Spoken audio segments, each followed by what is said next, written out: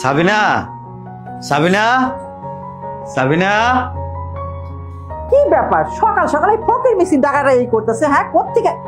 আসসালামু আলাইকুম মাহিমা, ভালো আছেন? চুপ কর ফকিরনির বাচ্চা, মা ওই ডাকে। এই তুই আমাকে মা ওই ডাকিস কোন সাহসে? হ্যাঁ, তোর কি মা ওই ডাকার যোগ্যতা আছে?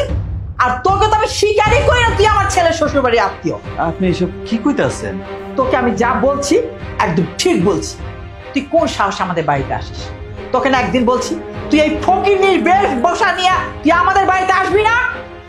আসলে হয়েছে কি, বইন্ডারে অনেকদিন ধরে দেই না, মন্ডার ভিতরে বইন্ডারে দেখার লেগা অনেক কুর্তা আছে, এর লেগা বইন্ডারে দেখতে চলে আইছি।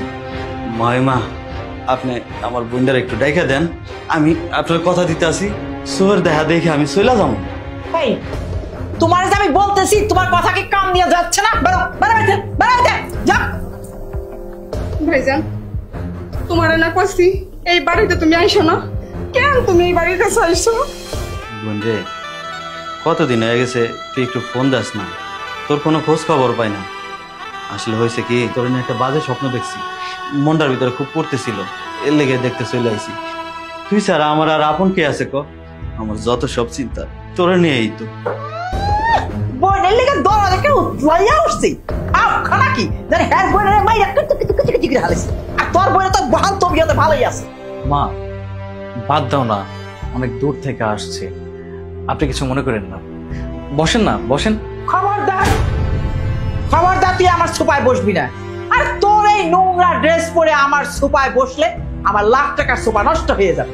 মা তুমি এইভাবে কথা বলতেছো কেন? তারা তো আর সারা জীবন বাড়িতে এসে পড়ে থাকে না। আর তাছাড়া বড় ভাবিরে তুমি বাপের বাড়ি যাইতেও দাও না, তার বাপের বাড়ি থেকে একজন লোক আসছে, অন্তত তার সাথে ভালো ব্যবহার করো, নিজের চিন্তা ভাবনা পরিবর্তন করো। মা আহারে, ওনার বইনের এই বাইতে বিয়া দিছে দেখে আমার মাথাটা কিনা নিছে। আশিক, তোকে না আমি বলছি তুই আমার মুখে মুখে তর্ক করবি না। তুই মার মুখে মুখে তর্ক করা শুরু করেছিস। আমার কথা কান খুলে শুনে রাখ, আমি যেন ড্রয়িং রুমে আবার এসে ওর মুখ না দেখি। সর।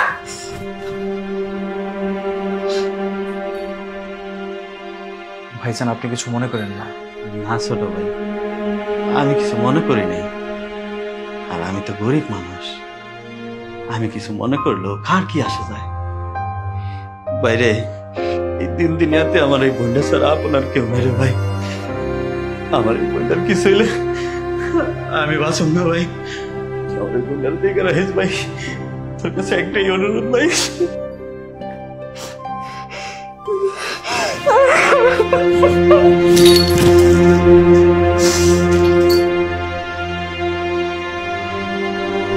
কি ব্যাপার, খুব খারাপ লাগছে? তোমার মায়ের জন্য বাড়ির মান সম্মান সব চলে যাচ্ছে। আর কত আশিক মুখ বন্ধ করে থাকবে তুমি? তোমার মা মানুষকে মানুষ হিসেবে গণ্য করে না, মানুষকে ছোট করে কথা বলে। সে ভাবে তাকে সবাই ভয়ে তাকে সম্মান করে, কিন্তু প্রতিনিয়ত সে মানুষগুলো তোমার মাকে অভিশাপ দিয়ে যাচ্ছে। তোমার মার শেষ পরিণতি খুব খারাপ হবে। মুখ সামলে কথা বলবা, ভুলা যাও না উনি আমার মা। হ্যাঁ, বুঝতে পারছি, তোমার পক্ষে তোমার মাকে কিছু বলা সম্ভব না, যা করার আমারই করতে হবে। তোমার কর্তব্য মানে? তুমি কি বলতেছো, কি করবা? সময় হলে বুঝতে পারবে।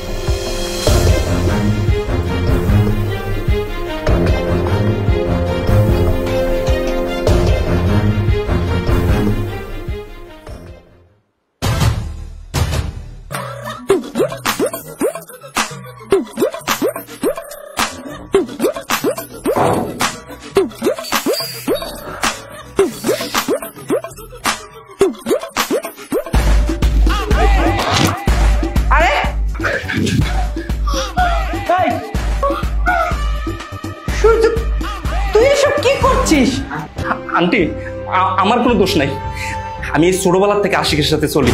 আপনি তো জানেন আমি কিরকম ছেলে।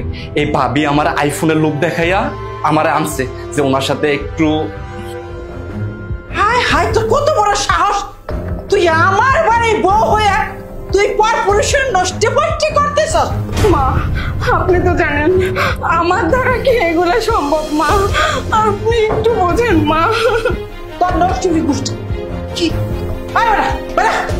ঠিক আছে আন্টি, আমি চলে যাইতেছি। তোর হিসাব পরে হবে।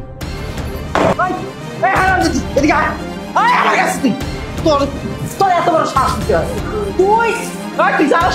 সূর্য আমার পেটের ছেলের থেকে ছোট, আমার ছেলেদের থেকে ছোট, তুই তার লোকে গেছে দশটি পট্টি করতে।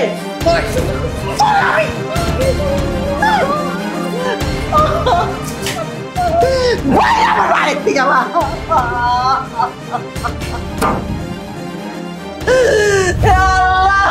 কত কষ্ট তুমি আমাদের আমার ছেলেটারে খাইছে। আমি জানি আমার সন্তানের মতো করি মনে করছি, সেই সূর্যকেও সে হাত করছে।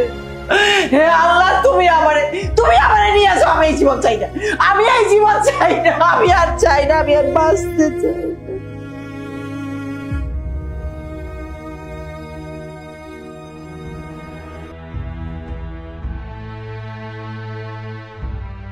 আপা, কান্না করো না, প্রতিবাদ করতে শিখো। তুমি এভাবে কান্না করলে কেউ তোমার খোঁজ নিতে আসবে না, কেউ তোমাকে দেখতেও আসবে না। তুমি যত নরম হয়ে থাকবে, তোমার নরম জায়গায় ততই ওরা দুর্বল পেয়ে তোমাকে আঘাত করবে। কি করব বল ছোট, বিয়ের পর থেকেই তো সবকিছু মুখ বুজে সহ্য করে আসছি, আর চেষ্টা করছি সংসারটা টেকানোর জন্য।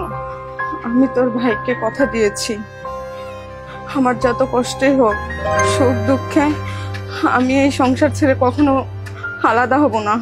আর মা আমাকে যতই অত্যাচার করুক, আমি সবকিছু মুখ বুজে সহ্য করে নিব। আমি কখনো কোনোদিন মাকে অসম্মান করব না। আপা, আমি কি তোমাকে একবারও বলেছি মাকে তুমি অসম্মান করো? তোমাকে তো অসম্মান করতে বলিনি, এমনও বলিনি যে তুমি মার কাজে হেল্প করো না। তোমাকে শুধু আমি বলেছি আপা, প্রতিবাদ করতে শিখো একটু। অন্যায়ের প্রতিবাদ করা খারাপ কাজ না, এতে পরিবার আর পরিবেশ সবটাই সুন্দর থাকে। তুমি যে কান্না করছো সেই কখন থেকে? কেউ কেউ তোমার কাছে একবার এসেছে, এসে জিজ্ঞাসা করছে তুমি কেন কান্না করতেছো? তুমি না খেয়ে থাকলে তো কেউ তোমাকে জিজ্ঞাসা করে কেন না খেয়ে আছো? কেউ তোমার কষ্ট বোঝে না আপা। তুমি একটাবার কথা বলা শুরু করো, দেখবে সবকিছু ঠিক হয়ে যাবে। আমি যে তোর ভাইকে কথা দিয়েছি, আমার যতই কষ্ট হোক আমি তার কথার অমর্যাদা করতে পারবো না। এতে যদি আমার মরণ হয়, হবে। আপা, ভালো হওয়া খারাপ না, কিন্তু অতিরিক্ত ভালো হওয়াটা খারাপ। এভাবে চলতে থাকলে কোনোদিনও সমস্যার সমাধান হবে না।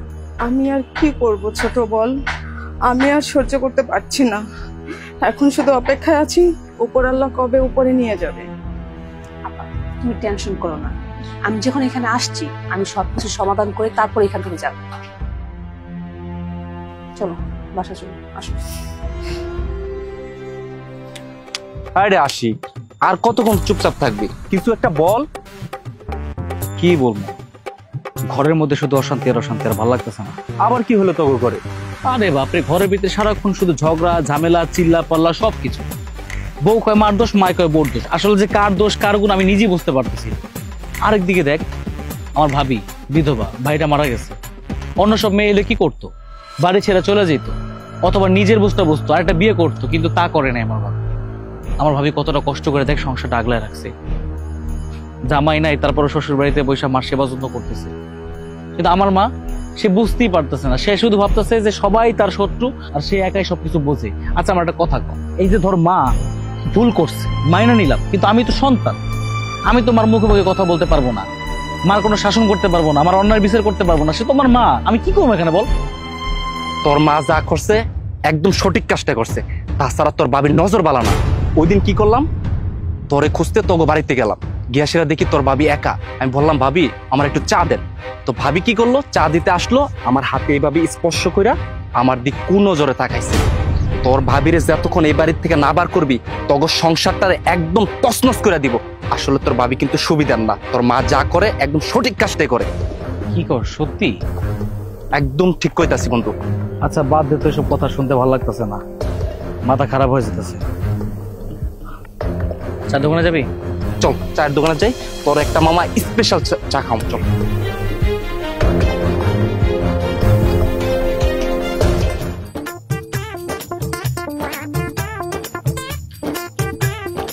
কিরে, তোর আবাইতার মতো চা দিয়া বিস্কিট দেখাইতেছস কেন? কতদিন ধরে খাস না? হ্যাঁ, তোর বাপ সাপ দেখলে আমার মনে হয় কি রাস্তার ফকিরও তো তোর থেকে ভালো। কি করতেছিস তুই? আচ্ছা, তুই কি কোনো কাজকর্ম করবি না? এইভাবে ঘুরা ঘুরা খাবি? আমি যতদিন বাইসে আছি এতদিন নয় খাইনি, আমি না থাকলে তখন কি হইব? আমার দুলাভাই সম্পত্তি কম থেকে গেছে, আমি কেন লাগে কাজ কাম করুম? আমি কোনো কাজ কাম করতে পারবো না। আরে তোর দুলাভাই সম্পত্তি কি তোর লিগে থুয়া গেছে? তার পুলানোর জন্য থুয়া গেছে। আমার দুলাভাই বলাবো না, তাহলে আমি কি তোমার ভাই না? আমি তোমার সন্তানের মতন না? তুমি যে কদিন বাচ্চা থাকবে আমি কোনো কাজ কাম করতে পারবো না। আল্লাহ রে, আমি কেমনে বুঝাবো? আমি না পাগল হয়ে যাবো তোর দুঃখে। আপনি তো সাহস কম বড় না, আমার বাড়িতে এসে দামি সোফাতে বসে দামি দামি চা বিস্কিট খাচ্ছেন। ওঠেন, এখন সোফা থেকে উঠুন।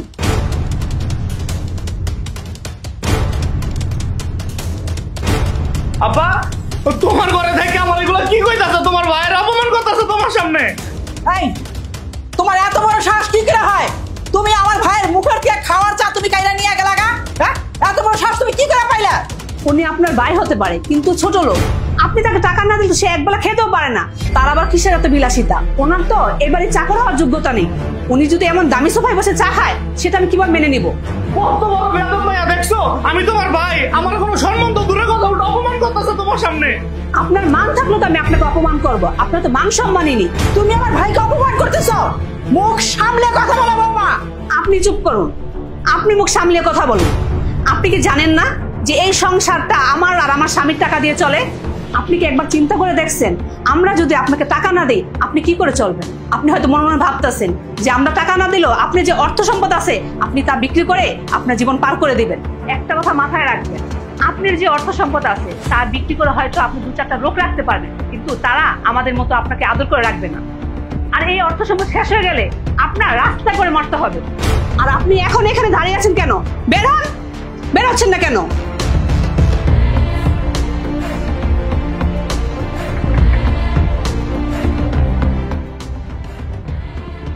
চায় মনে চিনি একটু বেশি হয়েছে।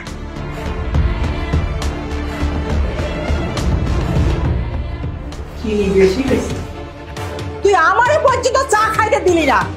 আমি যদি মানুষের বাচ্চা হয়ে থাকি, আমি যদি এক বাপের জন্মের হয়ে থাকি, তোর এই চায়ের মধ্যে আমি চুবাবো, তাহলে আমার নাম দুলারি খান। কথাটা মনে রাখিস তুই।